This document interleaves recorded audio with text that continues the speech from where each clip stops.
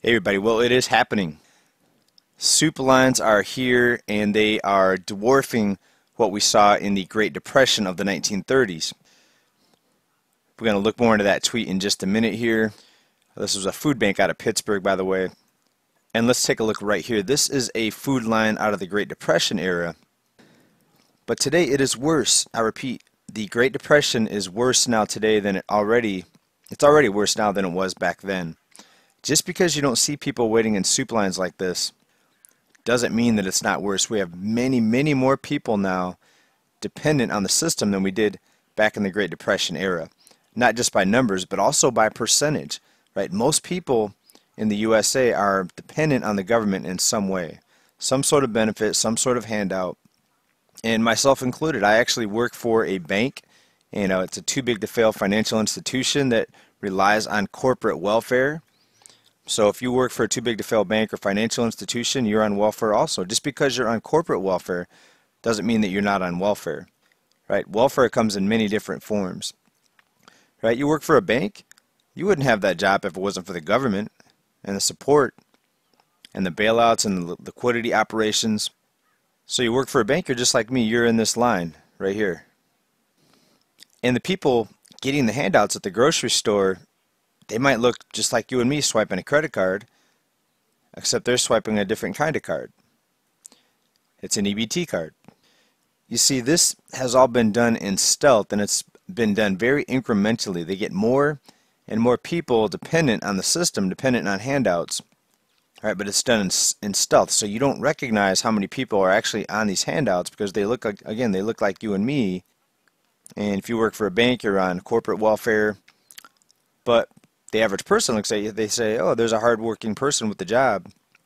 He's not living off of the system. Well, sadly, most of us are living off of the system. If it wasn't for the endless debt that the government could create, or I should say get buried under at the hands of the central bank, how many of these jobs that most of us have would actually even exist right now? Right? You work for a city, state, a local government, or federal government. You're also on welfare. You're on the $23 trillion debt welfare system and counting. That's called the national debt. And it's actually much worse if you look at the unfunded liabilities. You're talking about hundreds of trillions of dollars in unfunded liabilities. Future promises that can only be repaid by taking on endless amounts of debt, more debt.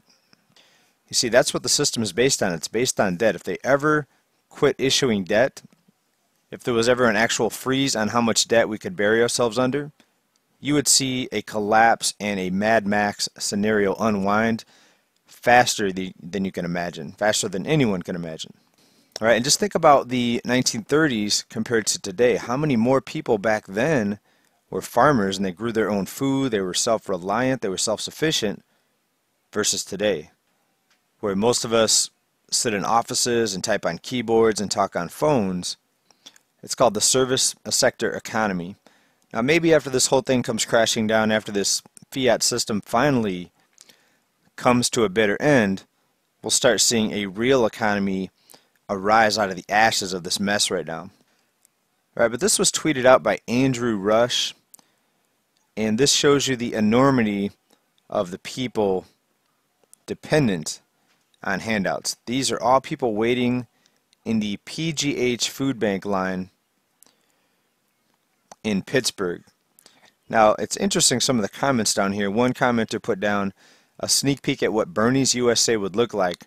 Remember, bread lines are a symbol of a successful and a compassionate government. Well, the only problem is, this is Trump's America right here.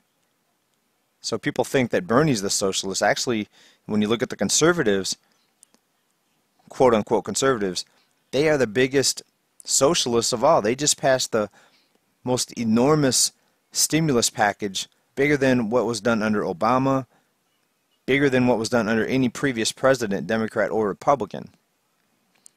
Right? So they go out there and politicians act like they're part of one party or another party, but it's all the socialist system that's got so many people under the thumb right now of the government. Now, in a previous report, we talked about the stimulus checks that are going to be sent out. It's going to be about $1,200 per individual, plus people will get $500 per child. And I had one person ask, well, hey JJ, if you're so against the handouts, then why don't you do a video of you burning your check?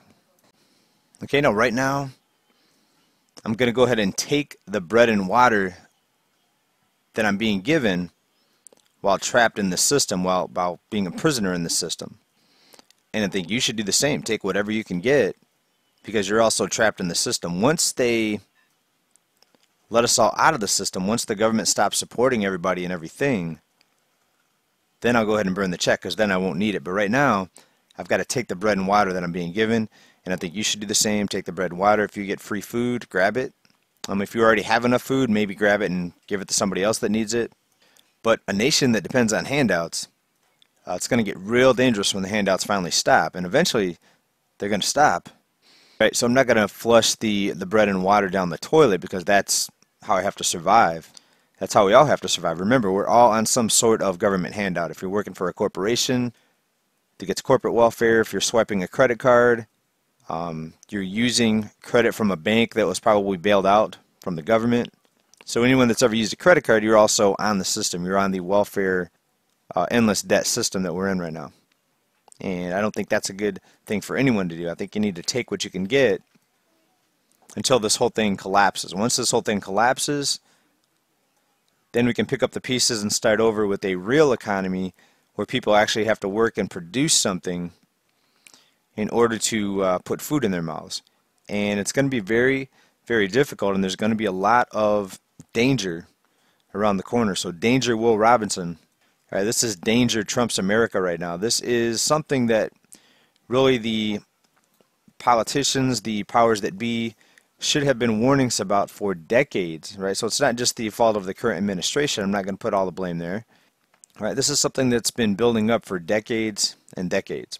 Another comment below this, 3+ years, and he's turned this great country into a third world country with cars. Well, it wasn't just in the past few years. This has been going on for decades. Somebody else put down here, look at all the expensive SUVs. Do they really need handouts? Well, that's the thing. A lot of people in these vehicles, they're probably under some sort of loan. They don't actually own their cars, right? If you look at the registration may have their name on it, but ultimately it's owned by the bank until it's paid off. The same is true for most people's homes. Many people don't even buy cars now. They just lease cars. It's actually about 40% of people in the United States rent their homes.